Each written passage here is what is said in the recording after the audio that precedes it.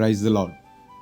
మన ప్రాణప్రియుడును ప్రియరక్షకుడునైన యేసుక్రీస్తు వారి అతి శ్రేష్టమైన నామమునికి మహిమ ఘనత ప్రభావములు చెల్లునుగాక. ప్రతిరోజు కూడా దేవుని యొక్క వాక్యము కోసము, దేవుని యొక్క వాగ్దానము కోసం ఎదురు చూస్తున్న మీ అందరికీ మన ప్రభు పేరిట శుభాలు తెలియపరుస్తున్నాను. నిజంగా మీరు ఆదరిస్తున్న ఈ ఆదరణ చూసి మేము ఎంతగానో సంతోషిస్తున్నాం. దేవుని యొక్క మాటల్లో ఉన్న శక్తి మీరు అనుభవిస్తున్నారని నేను నమ్ముతున్నాను. ఈరోజు కూడా దేవుని యొక్క మాటల్లో ఉన్న శక్తిని, బలమును మనం పొందుకుందాం.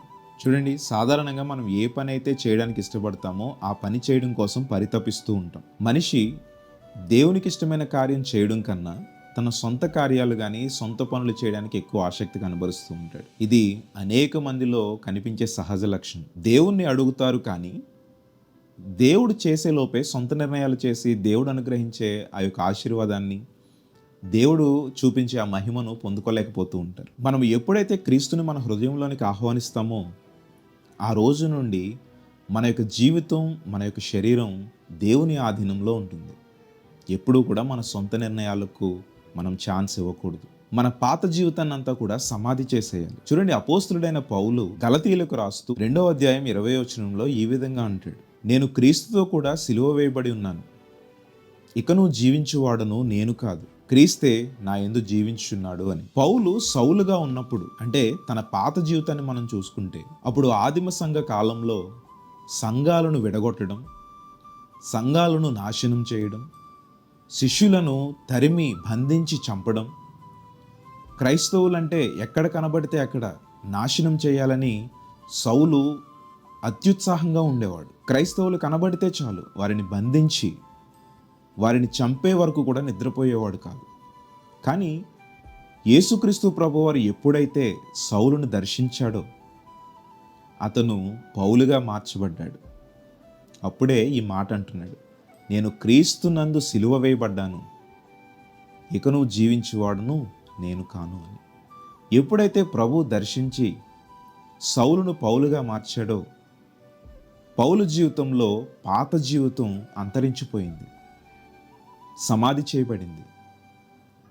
ఇంతకు ముందు వరకు ఉన్న కోపము, కక్షలు, చంపాలనే ఆలోచనలు, దుర్మార్గపు ఆలోచనలన్నీ కూడా ఆ రోజుతోటే సమాధి చేయబడ్డాయి. ఎప్పుడైతే క్రీస్తును తన హృదయంలోనికి ఆహ్వానించి సొంత రక్షకునిగా అంగీకరించాడో పాత జీవితం సమాధి చేయబడింది. ఈరోజు మన జీవితాలు ఎట్లా ఉన్నాయి? క్రీస్తును నీ సొంత రక్షకునిగా అంగీకరించావా?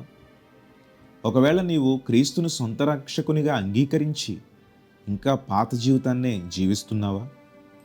చూడండి, ఎప్పుడైతే హృదయపూర్వకంగా దేవుణ్ణి నీ హృదయంలోనికి ఆహ్వానించి ఆయనే నిజమైన దేవుడు, ఆయనే నిజరక్షకుడు, నా సొంత రక్షకుడు అని నీవు అంగీకరిస్తావో ఆ రోజుతో నీ పాత జీవితం సమాధి చేయబడుతుంది. దేవుడు ఒక నూతనమైన జీవితాన్ని నీకు అందిస్తాడు. ఇంకా నీ హృదయంలో నీ పాత జీవితానికి సంబంధించిన కార్యాలు నిన్ను ఏలుబడి చేస్తున్నాయా?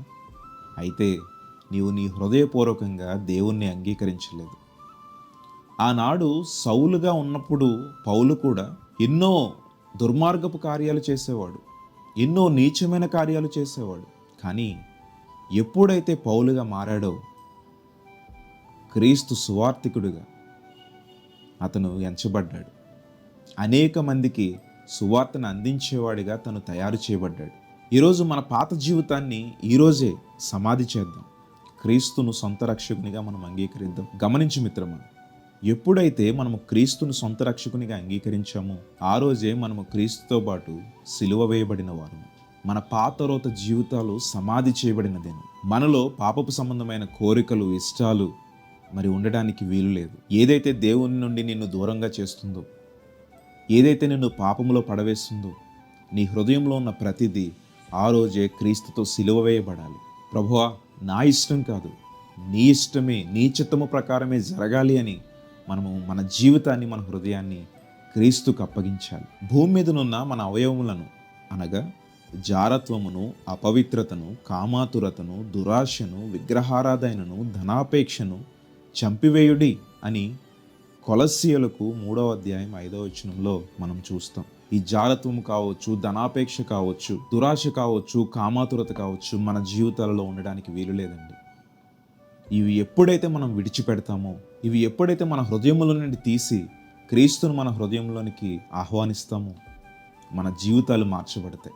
చూడండి, అబ్రహాము గొప్ప విగ్రహారాధికుడు. దేవుణ్ణి తన హృదయంలోనికి ఆహ్వానించినప్పుడు విశ్వాసులకు తండ్రిగా తన ఎంచబడ్డాడు. మనము యాకోబుని పాత జీవితంలో ఉన్నప్పుడు మోసగాడిగా ఎంచబడ్డాడు. కానీ ఎప్పుడైతే దేవుణ్ణి తన హృదయంలోనికి ఆహ్వానించాడో ఇశ్రాయేలుగా మార్చబడ్డాడు. మోషే కూడా దేవుణ్ణి ఎరుగక ముందు హంతకుడిగా ఉన్నాడండి.